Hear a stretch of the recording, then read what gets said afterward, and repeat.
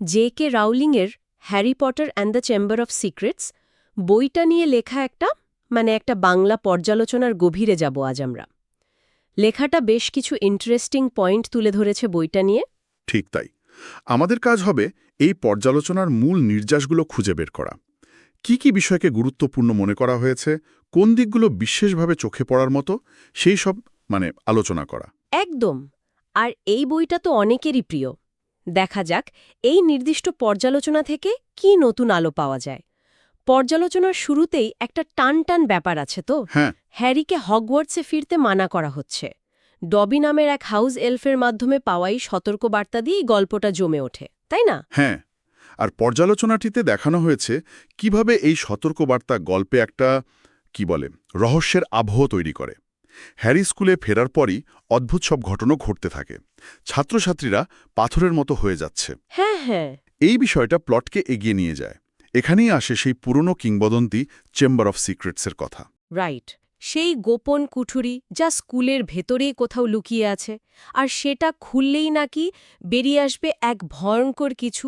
Harry, রন আর হারমায়োনির সেই রহস্য ভেদ করার চেষ্টা। এটাই তো গল্পের টান উত্তেজনা। অবশ্যই। পর্যালোচনায় টম রিডলের ডায়েরি খুঁজে পাওয়ার ঘটনাটাকে বিশেষভাবে গুরুত্ব দেয়া হয়েছে মনে হয়। অবশ্যই, কারণ এই ডায়েরিটাই গল্পের মোড় ঘুরিয়ে দেয়। পর্যালোচনা বলছে এটা হ্যারিকে ৫০ বছর আগের এক ঘটনায় নিয়ে যায়, যখন চেম্বারটা প্রথমবার খোলা হয়েছিল। ঠিক। এখানেই হ্যারি জানতে পারে আগেরবারের ঘটনার জন্য হ্যাগ্রিডকে ভুল করে দোষী ভাবা হয়েছিল। আচ্ছা। শেষে পর্যালোচনার সারসংক্ষেপ অনুযায়ী হ্যারি নিজেই চেম্বারে ঢুকে ব্যাসিলিস্ক নামের বিশাল এক সাপকে হারায়। এই মূল ঘটনা প্রবাহটাই পর্যালোচনায় সংক্ষেপে উঠে এসেছে। গল্পের কাঠামোর পর এবার একটু থিমের দিকে তাকানো যাক। পর্যালোচনাতে কিন্তু বেশ কয়েকটা গভীর থিমের কথা বলা হয়েছে, যেমন ভয় আর সাহসের দ্বন্দ্বটা। ঠিক। পর্যালোচক যেভাবে দেখিয়েছেন, হ্যারির ভয় পাওয়াটা খুব স্বাভাবিক, কিন্তু সেই ভয়কে জয় করে সে সত্যের মুখোমুখি হচ্ছে, এটাই মূল বিষয়। আর বন্ধুত্বের শক্তি। হ্যাঁ, বন্ধুত্ব। রন আর হারমায়োনির ভূমিকা যে কতটা জরুরি সেটাও পর্যালোচনায় স্পষ্ট করা হয়েছে। তাদের সাহায্য ছাড়া হ্যারির পক্ষে এই রহস্য ভেদ করা প্রায় অসম্ভব ছিল। আরেকটা দারুণ পয়েন্ট তুলে ধরা হয়েছে পর্যালোচনায়, অতীতের প্রভাব। বিশেষ করে টম রিডলের ডায়েরি আর তার পেছনের ইতিহাস কিভাবে বর্তমানকে প্রভাবিত করছে। হ্যাঁ, আর এখানেই একটা স্পর্শকাতর কিন্তু গুরুত্বপূর্ণ দিক সামনে আসে, বৈষম্য। পর্যালোচনায় মাডব্লাড শব্দটার ব্যবহারের মাধ্যমে মাগল বংশজাত জাদুকরদের প্রতি যে ঘৃণা, সেটার উল্লেখ আছে। পর্যালোচক এটাকে বাস্তব জগতের বর্ণবাদ বা শ্রেণী বৈষম্যের একটা প্রতিচ্ছবি হিসেবে দেখেছেন। আমরা শুধু পর্যালোচনার এই পর্যবেক্ষণটা তুলে ধরছি, কোনো পক্ষ নিচ্ছি না। অবশ্যই।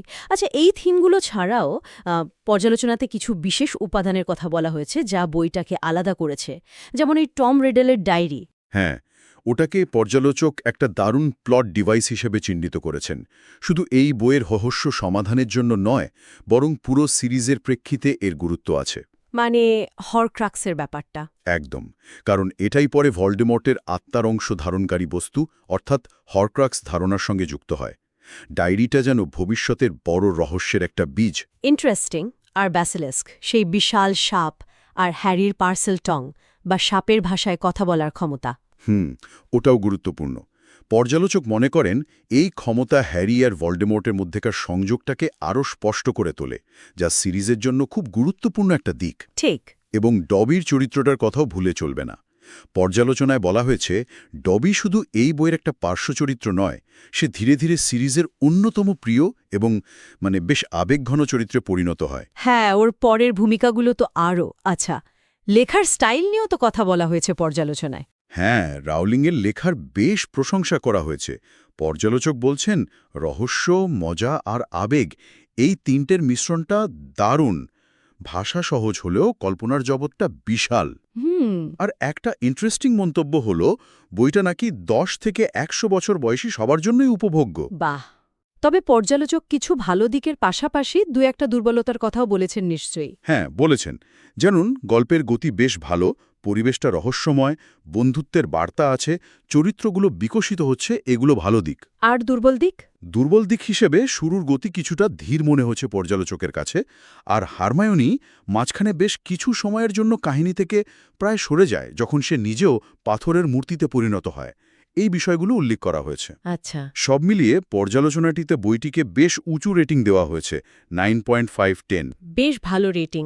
তাহলে সব মিলিয়ে এই পর্যালোচনা থেকে আমরা পাচ্ছি চেম্বার অফ সিক্রেটস শুধু একটা জাদু আর অ্যাডভেঞ্চারের গল্প নয়, এটা বন্ধুত্ব, সাহসিকতা, নিজের ভেতরের ভয়কে জয় করা এবং ভালো মন্দের লড়াই নিয়ে অনেক গভীর কথাও বলে। একেবারে। পর্যালোচনা শেষ কথাটাও এমনই যে এটা নিছক ছোটদের ফ্যান্টাসি নয়, বরং ন্যায় অন্যায়ের চিরন্তন দ্বন্দ্ব আর এক কিশোরের নৈতিকতার যাত্রাপথের গল্প। হুম। এখান থেকে হয়তো একটা প্রশ্ন মনে আসতে পারে, যা পর্যালোচনার ভিত্তিতেই ভাবা যায়। এই বইয়ের কোন দিকটা, যেমনটা পর্যালোচনায় উঠে এসছে, একজন পাঠকের ব্যক্তিগত মূল্যবোধ বা চিন্তার জগৎকে সবচেয়ে বেশি নাড়া দিতে পারে? সেটা কি সাহসিকতার দিক, বন্ধুত্বের দিক, নাকি ওই যে বৈষম্যের বিরুদ্ধে দাঁড়ানোর ইঙ্গিতটা? এটা নিয়ে ভাবা যেতে পারে।